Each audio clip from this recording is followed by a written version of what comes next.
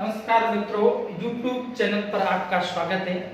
आज अपन राजस्थान जीके के संबंध में पढ़ेंगे मेवाड़ का गुहिल वंश। मेवाड़ का गुहिल वंश। गुहिल वंश के बारे में पढ़ेंगे। विश्व के सबसे प्राचीनतम वंशों में और सर्वाधिक समय तक शासन करने वाला वंश है वह गुहिल वंश। तो ये मेवाड़ जिसको वर्तमान में उदयपुर कहा जाता है, उदयपुर, इसको मेदपाट, प्रागवाट या शिवी के नाम से भी जानते हैं। शिवी जिसको चित्तौड़गढ़ मध्ययुग का जिसकी राजधानी थी, तो इसको प्रमुख रूप से यहाँ ऐसा कहा जाता, मेव जाति थी जिसके आधार पर इसका नाम है वह मेदपाट है, वह पड़ा मेवाड़। इसके आधार पर कहते हैं मेवाड़। अब मेवाड़ में गुहिल वंश की स्थापना वह सबसे पहले 566 ईस्वी में गुहादित्य के द्वारा की गई थी। किसने की थी? गुहादित्य नाम का एक व्यक्ति था जिसने गुहिल वंश की स्थापना की। प्रश्न आपको पूछ सकते, इसकी माता का नाम, पिता का नाम शीलादित्य तथा ये पिता है और माता का नाम, माता है वह पुष्पावती। ये अब ये गुहिल है, गुहिल वंशज अपने आप को ऐसा कहा जाता है कि अबुल फजल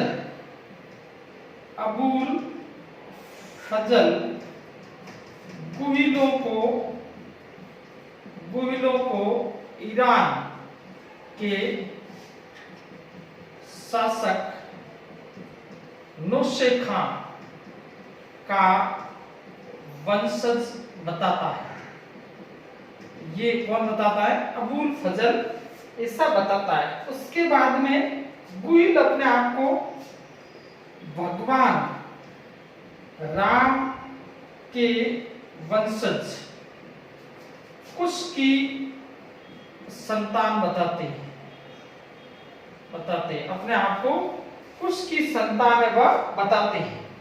और इसके बाद में अपन देखते हैं गुहिलों के बाद में D.R. भंडारकर इनको क्या कहता है?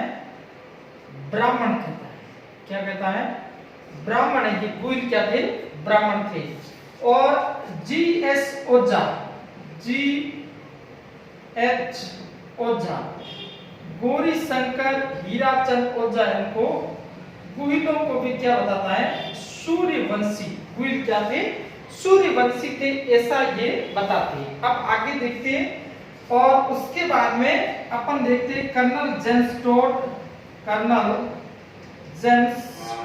टोड गुहिलों की कितनी शाखाओं का? 24 शाखाओं का उल्लेख करता है। शाखाओं का उल्लेख करता है। और मूणोत नैणसी भी गुहिलों की 24 शाखाओं का उल्लेख करता है। ये भी कितनी शाखाएं बताते हैं? 24 शाखाएं बताते हैं। अब अपन देखते हैं गुहादित्य के बाद में कौन कौन से शासक होते हैं, उनके बारे में अपन देखते हैं। तो यहाँ प्रमुख रूप से आगे अपन शासक के बारे में पढ़ेंगे। गुहादित्य के बाद में प्रमुख रूप से शासक होता है बप्पा रावल है, जिसका जो वास्तविक गुहिल वंश का वास्तविक संस्थापक है वह किसको माना जाता है? बप्पा रावल। अब अपन देखते हैं बप्पा रावल। ये बप्पा रावल इस क्या है? गुहिल वंश का वास्तविक संस्थापक था। ये वास्तविक संस्थापक माना जाता है बप्पा रावल। बप्पा रावल का वास्तविक नाम काल भोज था। बप्पा रावल का वास्तविक नाम काल भोज था। क्या नाम था?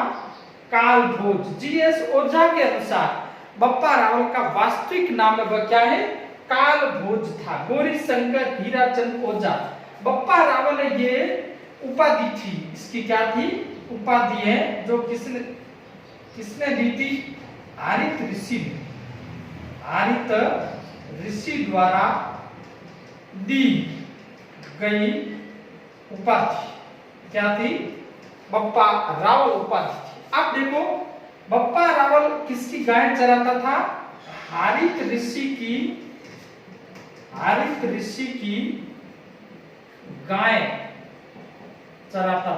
इसलिए प्रसन्न होकर हारित ऋषि ने जो अपना साम्राज्य वह किसको सौंप दिया? बप्पा रावल को सौंप दिया। और वीर विनोद ग्रंथ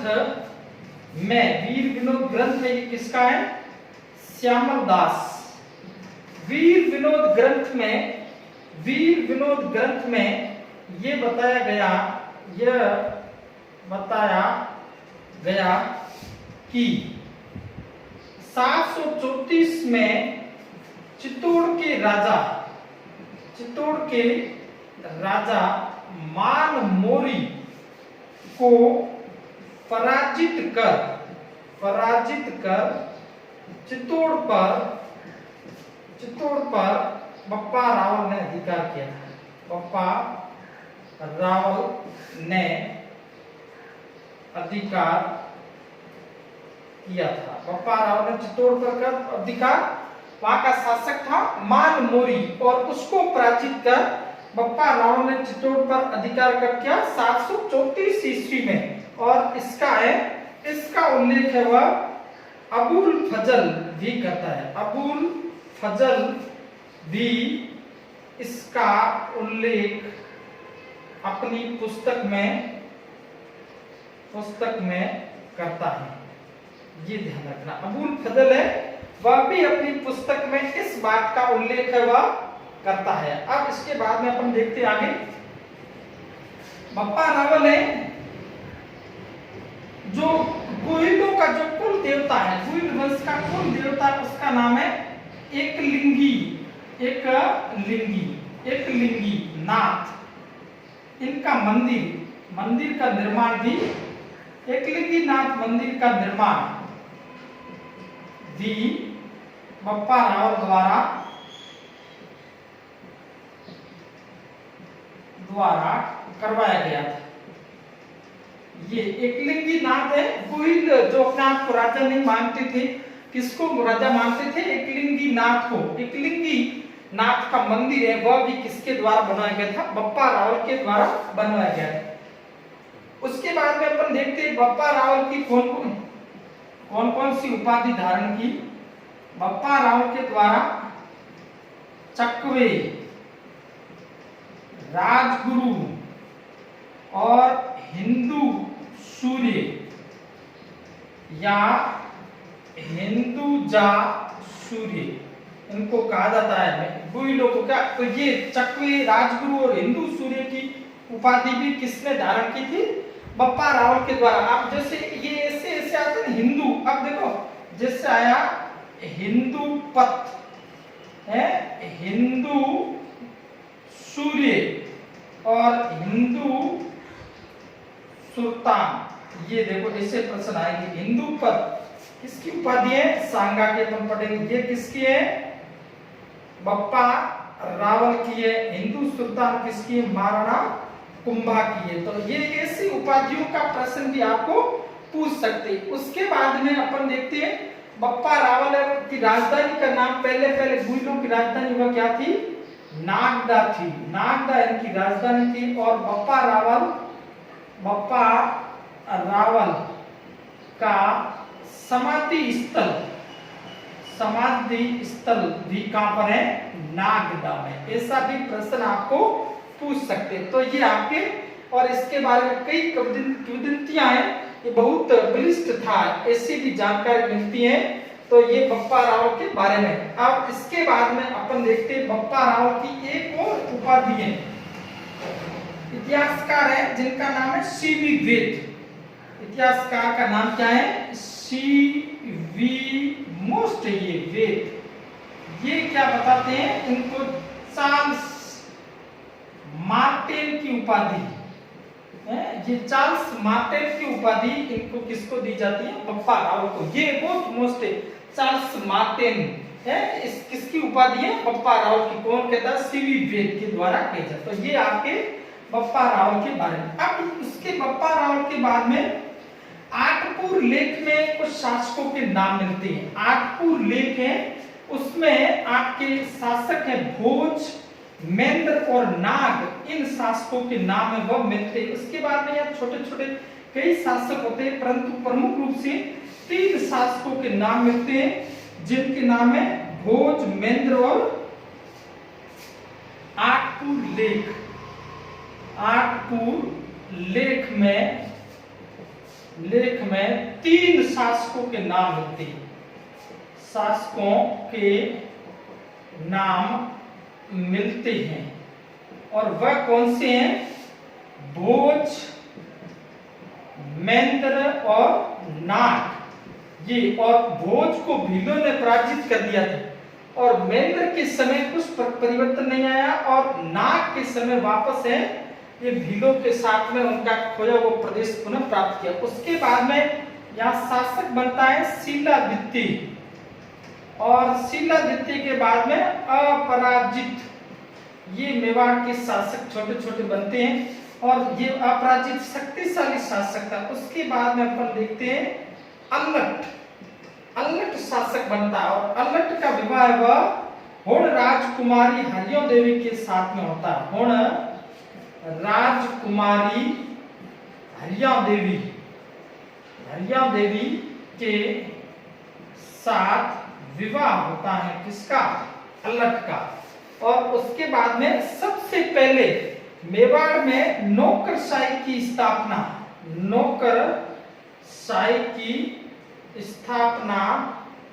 अल्लट के द्वारा की जाती है। अल्लट एवं किसकी स्थापना करता है?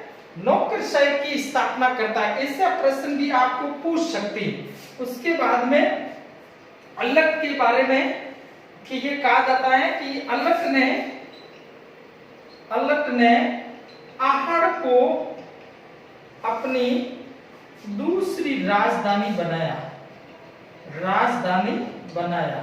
ये अल्लट ने आहड़ को क्या किया? अपनी दूसरी राजधानी वह किसने बनाया था? अल्लट के समय प्रमुख रूप से क्या हुआ था? अल्लट के समय नौकरशाही की स्थापना हुई थी। अब आगे अपन देखते हैं इनके बाद में कौन सा शासक बनते हैं। इसके बाद में मेवाड़ में प्रमुख रूप से अपन शासक देखते हैं। रण सिंह के समय मेवाड़ एवं राणा तथा रावल 2 शाखाओं में बंट जाता है।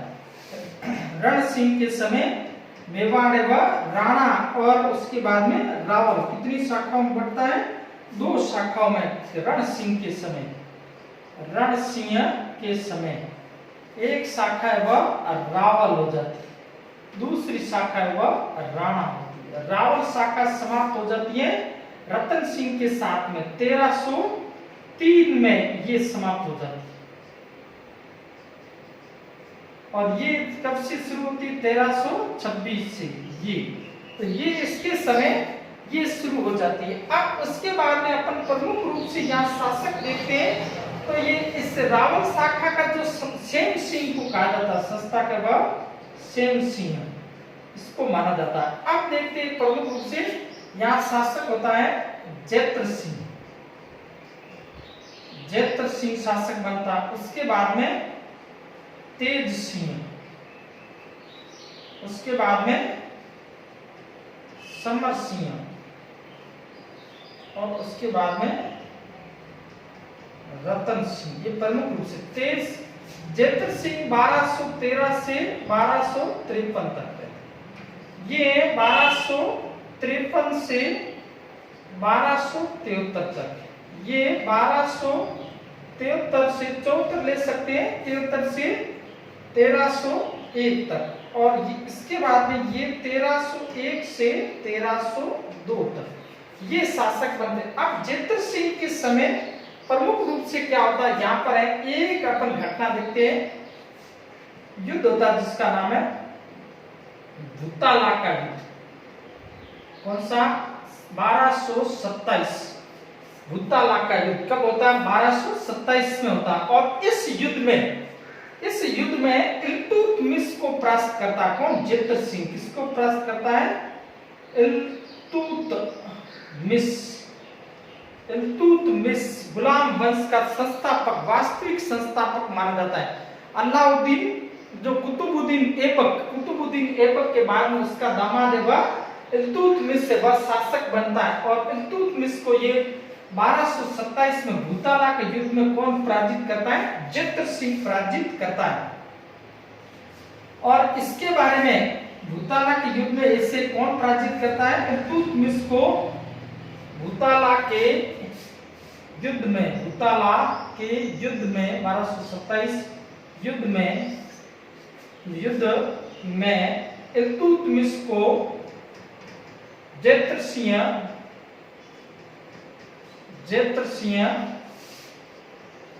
पराजित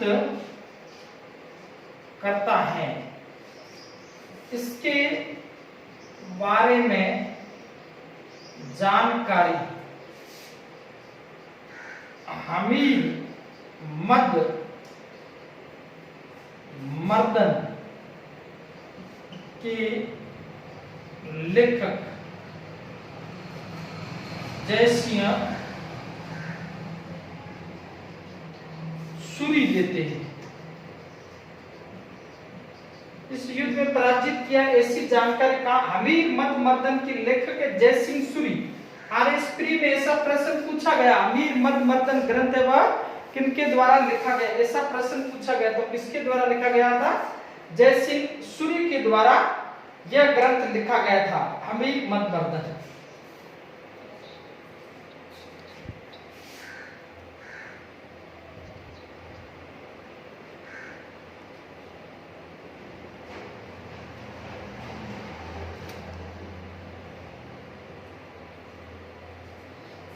अब उसके बाद में अपन देखते हैं ये जेतर सिंह। इसके बाद में अपन है जेतर सिंह के समय राजधानी व नागदा से चित्तौड़गढ़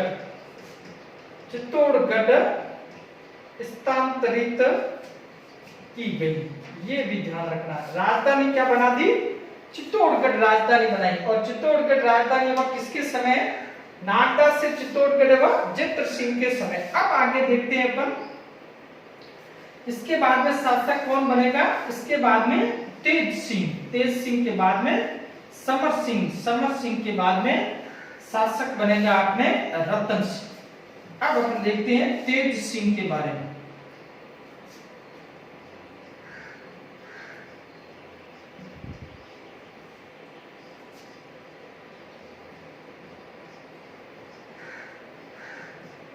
ये शासक कौन बन गया? यहाँ पर तेज सिंह शासक बनता है। अब तेज सिंह के समय प्रमुख रूप से अपन यहाँ देखते हैं तो यहाँ सबसे महत्वपूर्ण है तेज सिंह के समय तेज सिंह ने परम भट्टारक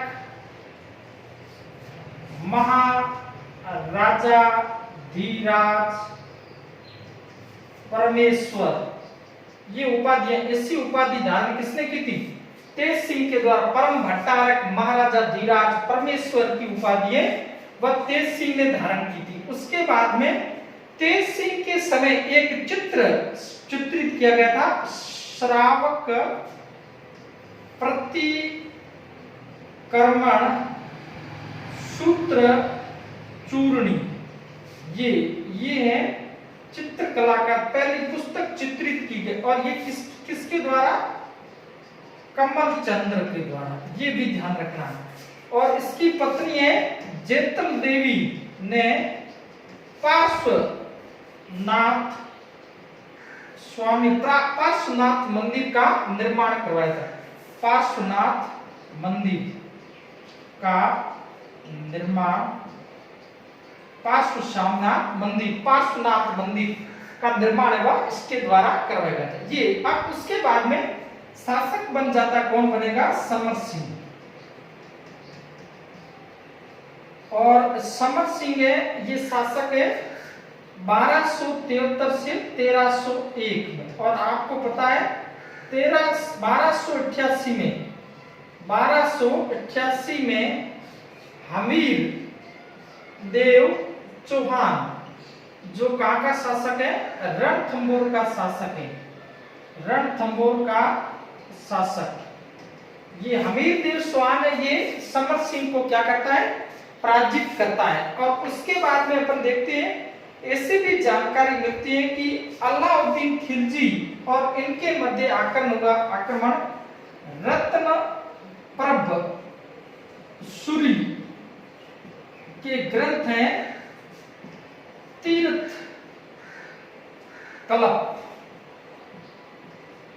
कल्प ग्रंथ है। रत्न प्रभ सूरी का ग्रंथ है तीर्थ कल्प। उसमें ये जानकारी मिलती है कि समर सिंह और अलाउद्दीन खिलजी के मध्य युद्ध हुआ था। क्या जानकारी मिलती है? समर सिंह व अलाउद्दीन खिलजी के मध्य युद्ध हुआ था, ऐसी जानकारी किसमें मिलती है? रत्न प्रभ सूरी का ग्रंथ है तीर्थ कल्प। देखो इसमें ग्रंथ आता है, जैसे एक ग्रंथ आता है मूर्तमाला, एक आता है तीर्थमाला। ये कई ग्रंथ अपन आगे पढ़ेंगे। इस मूर्तमाला ग्रंथ है चक्रपाणी मिश्र का ये, और तीर्थमाला कवि मेहा का। इसके बाद इसका ग्रंथ क्या है? विश्व वल्लभ है, तो राज वल्लभ किसका है? मंडन का। तो वो अपने आगे इसमें अपनाएंगे, उस समय अपन पढ़ेंगे। तो अब आगे अपन देखते हैं इसके बाद में समर सिंह है, इसके बारे में ये जानकारी देता है। अब आगे शासक बनेगा वह कौन बनेगा? रतन सिंह। रतन सिंह शासक बनता है और रतन सिंह के बाद में आपने वो शाखा है वो क्या हो जाती है? समाप्त हो जाती है। कौन सी शाखा की समाप्ति होती है? रावल शाखा समाप्त हो जाती है और उसके बाद में राणा शाखा की शुरुआत होती है। तो अब अपन पढ़ेंगे रतन सिंह। रतन सिंह 1301 से 1302 से कर लो, 2 से लेकर 1303 यहाँ तक। अब देखो इसके समकालीन जो शासक है खिलजी वंश का, खिलजी वंश का शासक है अलाउद्दीन खिलजी। अलाउद्दीन खिलजी, अलाउद्दीन खिलजी वंश क्या था? नंबर 1 इस पर। अब इस समय चित्तौड़ पर आक्रमण करने का कारण, चित्तौड़ पर आक्रमण करने का क्या कारण था? आक्रमण करने का कारण कई कारण थे, उसमें एक नंबर है अलाउद्दीन खिलजी साम्राज्यवादी महत्वाकांक्षी शासक, साम्राज्यवादी महत्वाकांक्षी शासक था। ये ध्यान रखें, ये साम्राज्यवादी था। इस कारण से इसने क्या कर दिया? आक्रमण, साम्राज्यवादी महत्वाकांक्षा। इसने सिकंदर सानी, द्वितीय सिकंदर की उपाधि धारण की थी और उसकी बदौलत इसने आक्रमण कर दिया। एक नंबर। 2 नंबर है चित्तौड़ है सामरिक दृष्टि से महत्वपूर्ण था। रणथंभौर के बाद में चित्तौड़ भी गुजरात और मालवा के रास्ते के उधर था, तो चित्तौड़ सामरिक दृष्टि से महत्वपूर्ण था ये। और तीसरा है उस समय इससे पूर्व के शासक है उनको चित्तौड़ के शासकों के द्वारा पराजित किया गया था। और नंबर 4 पूर्व के शासकों द्वारा खिलजी वंश या गुलाम वंश के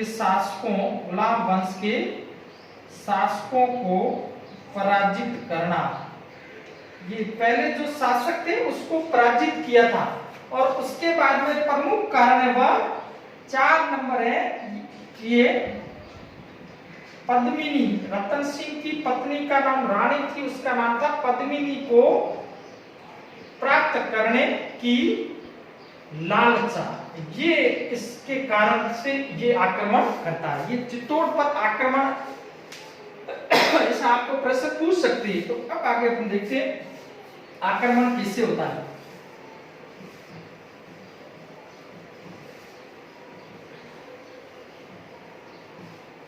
अब अलाउद्दीन खिलजी है, वह चित्तौड़ पर आक्रमण करता है।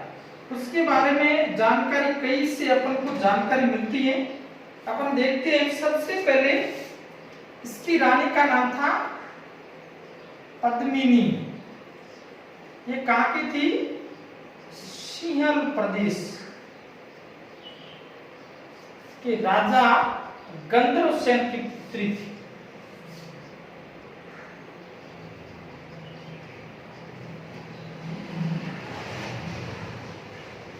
इसकी पुत्री थी ये। और इसके बाद में ये इस रतन सिंह के दरबार में, रतन सिंह के दरबार में एक तांत्रिक राघव चेतन, प्रश्न कहीं पूछा गया, राघव चेतन एक तांत्रिक रहता, उसको रतन सिंह ने क्या कर दिया? अपने दरबार से निकाल दिया। और वह किसके पास में गया? अलाउद्दीन खिलजी के पास में गया। अलाउद्दीन खिलजी, और अलाउद्दीन खिलजी के पास में जाता है और उसके बारे में पूरा वर्णन करता है। तब अलाउद्दीन खिलजी वह चित्तौड़ पर आक्रमण करता है। और आक्रमण के अंदर है वह पहले तो रतन सिंह को जो गिरफ्तार करके ले जाता है, उसके बाद में 1600 रानियों के साथ में पद्मिनी वह अपनी पालकियों में बैठकर जाती है। और उसके बाद में रतन सिंह वह क्या हो जाते हैं? वीर गति को प्राप्त होते हैं, वीर गति को प्राप्त होते हैं। और इस समय इसके बाद में यहाँ पर है गोरा व बादल लड़ते हुए वीर गति को प्राप्त होते हैं। गोरा बादल सोपाई है, हेमरतन सूरी की पुस्तक की है, गोरा बादल की सोपाई। तो ये इसके बाद में यहाँ पर क्या हो जाता है? 26 अगस्त 1303 को अलाउद्दीन खिलजी इस दुर्ग पर अधिकार कर लेते हैं। और इस दुर्ग का नाम अपने पुत्र खिज्र खां के नाम पर खिजराबाद रखते हैं। तो ये आपको ध्यान रखना, खिजराबाद। और धाई जी पीर दरगाह अभिलेख में भी इसका नाम खिजराबाद मिलता है। कहां पर है? धाई बाई पीर दरगाह अभिलेख, इसमें अभिलेख में भी ये नाम इसका मिलता है। इसके बाद में इसको जो ये किसको सौंप दिया गया? ये जो जालौर के शासक थे मालदेव मूसला, उनको ये किले का कार्यभार सौंप दिया गया। और इसके बाद में रतन सिंह के अलाउद्दीन खिलजी ने आक्रमण किया। इस समय जोर है वह किसके द्वारा किया जाता है? पद्मिनी के द्वारा किया जाता है। केसरिया व रतन सिंह और गोरा बादल के द्वारा किया जाता है। और इस युद्ध का आंखों देखा वर्णन है वह कौन करता है? अमीर खुसरो अपनी पुस्तक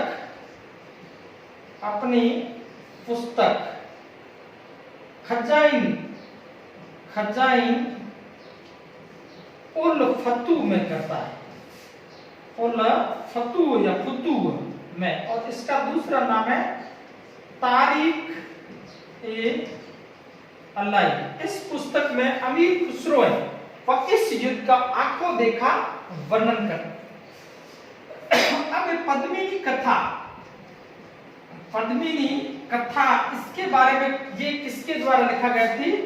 मलिक मोहम्मद जायसी ने वर्णन किया था इसका। मलिक मोहम्मद जायसी, ग्रंथ का नाम है पद्मावत। ये किसके दरबार में था? शेर शाह सूरी के दरबार में इन्होंने ग्रंथ लिखा था पद्मावत। उसमें ये कथा का वर्णन करते हैं, परंतु कई इतिहासकार वह इस कथा को क्या मानते? निराधार मानते। उसके आधार पर है ये कथा का वर्णन है वह बिल्कुल गलत, ऐसा तथ्य वे कई प्रस्तुत करते हैं जिसमें इस कथा को अपने तो ये प्रश्न पूछ सकते हैं मलिक मोहम्मद जायसी की कौन सा ग्रंथ है पद्मावत में ऐसी जानकारी। ये किसके समकालीन थे? शेरशाह सूरी के समकालीन थे मलिक मोहम्मद जायसी। अब आगे इसके बाद में अपने शासक है वह सिसोदिया शाखा की स्थापना होगी, रावण शाखा वह समाप्त हो जाती है। यहाँ से कई प्रश्न पूछ सकते हैं। और ये चित्तौड़ का प्रथम शाखा था। क्या था? चित्तौड़ का प्रथम शाखा तथा राजस्थान का दूसरा शाखा था। पहला राजस्थान का वह कौन सा है? रणथंभौर का शाखा है वह प्रथम शाखा उसको माना जाता है। ये माना क्या? वो प्रथम शाखा कौन सा? 1301 में 11 जुलाई 1301 रणथंभौर पर आक्रमण करके अलाउद्दीन खिलजी अधिकार कर लेता। तो ये ऐसा भी अब देखो अपन कई किलों के बारे में अध्ययन, इस किले का नाम क्या नाम रख लिया? खिजराबाद, चित्तौड़गढ़, ये ध्यान रखना। दूसरा है खैराबाद, सिवान। तीसरा है जलालाबाद, जालोर। चौथा है मुस्तफाबाद। दुर्ग स्थापत्य कला नहीं देखा है तो वीडियो देख लेना, बिल्कुल है, ऐसा कभी पूछ सकते हैं। ये गागरो। उसके बाद में मोमिनाबाद, आमेर। ये इससे आपको कई जानकारी दुर्गों के बारे में मिलेंगे। तो ये इसमें अपन ने इसके बारे में पढ़ा। आज तो इतना ही पढ़ेंगे, कल अपन आगे इससे शुरू करेंगे हमीर से आगे। हमीर के बाद में शासक बनेंगे क्षेत्र सिंह के बाद में शासक बनेंगे लाखा के बाद में मोकल के बाद में कुंभा और कुंभा के बाद में सांगा। इससे तो आप इसको पूरा अपन 3 दिन में इस चैप्टर को पूरा कर देंगे। आपको विस्तृत पढ़ना है, थोड़ा किताब के अंदर विस्तृत रूप से आप देखोगे तब आपको समझ, अधिक से अधिक आप सेल्फ स्टडी करोगे, वीडियो को देखना है, पूरा वीडियो देखोगे तभी समझ में आएगा, नहीं तो आपको समझ में आने वाला नहीं है। उसके बाद में बुक से पढ़ोगे, उससे आपका चैप्टर है बिल्कुल क्लियर हो जाएगा। इससे बाद में कल